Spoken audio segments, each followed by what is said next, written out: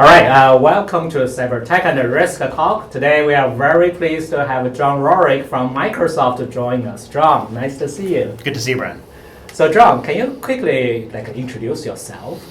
Yeah, well, as you said, my name is Jon Rohrich. I am a technical specialist focused around security and compliance at Microsoft. So my job basically is to work with customers, security directors, and CISOs to essentially dive into the deep sort of technical aspects of Microsoft's security stack. Right. So are you using a lot of cool technologies, I guess, from Microsoft? Yes, yeah, and we're coming out with cooler, newer technology all the time. Some of them are even surprises to me, and so yeah, we get to play with all that stuff. Okay, cool. And specifically for today's topic is about IAM, Identity and Access Management. So can you share with us a little bit insights about this domain? Yeah, well, when I saw that the subject today was IAM, I kind of jumped all over it because it's a subject that I'm pretty passionate about. And I think that identity and access management as a discipline within cybersecurity is becoming more and more important every day. Okay. The old days of just putting a firewall around all your stuff and saying, oh well, that's fine, it's all safe. Those days are over, and we're finding that most cyber attacks are really focusing around the identity, be it phishing or credential theft or however that's done. So I think that identity and access management is a lot more than just things like single sign-on, but it's really focused on protecting the identity and being a cybersecurity sort of vector to the secure. Whole thing. Yeah, and especially I think because we're moving towards like a cloud, right? So a lot of things we're moving to the cloud, then identity become our first defense, I guess. Absolutely. Yeah. I mean, there's two types of people in this industry. I find those that are nervous about the cloud, and then those that believe that the cloud is actually going to enable you to be more secure. I'm of course in the latter camp.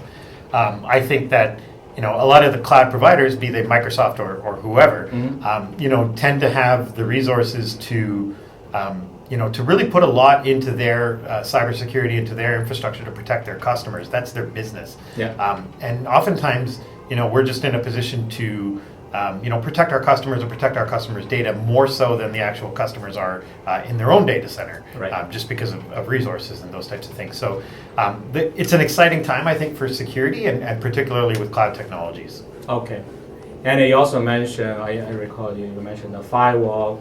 Before a firewall, it's kind of like everything you talk about cybersecurity. The first thing you talk about firewall. Right now, more and more people talk about IAM, right? So absolutely. And firewall, because kind of like infrastructure already taken care of, like for example, a cloud provider. Now identity becomes the things you have to protect by yourself. For sure, yeah. A lot of folks out there, if you look at even the SANS Institute, they have a course on secure architecture. And engineering, and even they have talks where they talk about how the old way of just protecting that perimeter at the firewall, it's not enough. It's an obsolete model. Right. That doesn't mean you shouldn't have a firewall. Absolutely, that's still that's still very important. Absolutely, defense in depth. You got to protect at multiple layers. Right. But certainly, identity and access management is just one of the top priorities for security in an organization. Wonderful.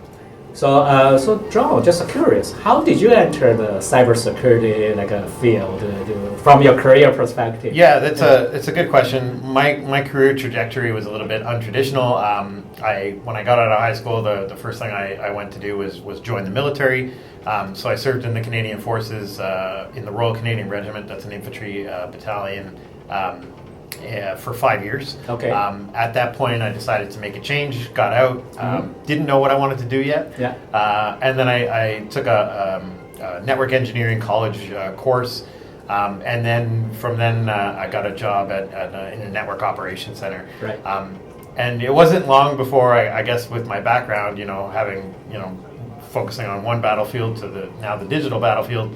The cyber world. I just kind of ended up gravitating towards that and making that change. And so for the last 4 years, I've been at Microsoft really focused on security and cybersecurity platforms. Right. So when you recall your cybersecurity journey, what do you say? Is that a very rewarding career? How do you feel? For sure, yeah.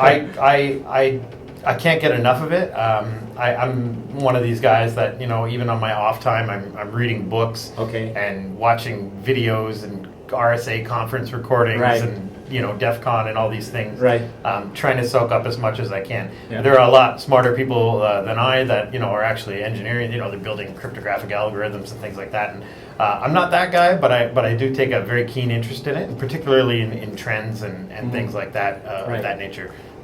And how that affects our customers. That's very critical, especially for cybersecurity professionals, because things change so fast. Absolutely. So you want to get a latest, but also better serve for your customers. For sure, yeah. I mean, the technology is evolving every day, and I think it's a super exciting time to be working in this business, because for once it almost seems like for the first time as defenders, we're starting to get ahead of attackers, and we're making it very difficult for attackers. Now, we have those capabilities, I think, now, but it's now a matter of getting organizations to actually implement them. I talk to a lot of large enterprise customers, and the amount of customers that are not doing simple things like multi-factor authentication. We could do a lot better, I think, in that regard, and we have the tools to do better than the attackers now. So that's a great point, because technology-wise, we probably already have some really good tools. But it's still up to people or organization to adopt that one and also fully use that one. For sure, right? Yeah, absolutely. So there'll be a lot of awareness, education part as well, and also talent development. Yeah, and I mean, you talk about talent development. I mean, there's a huge gap in cybersecurity professionals today. There's, a lot of companies have job postings and there's just nobody to fill them. Yeah. So we're finding that that's an increasing trend, and so I think that's partly why we're driven to create tools that are smarter, that provide more automation, that provide, can do a little bit more of the work and take some of the workload off the socks that are out there, because there's just not enough people to be in those teams. So that's a huge demand and also challenge for the whole industry. Absolutely. All right, very good. Thank you very much, John. Nice talking to you. My pleasure. Yeah, thank you. Thank you.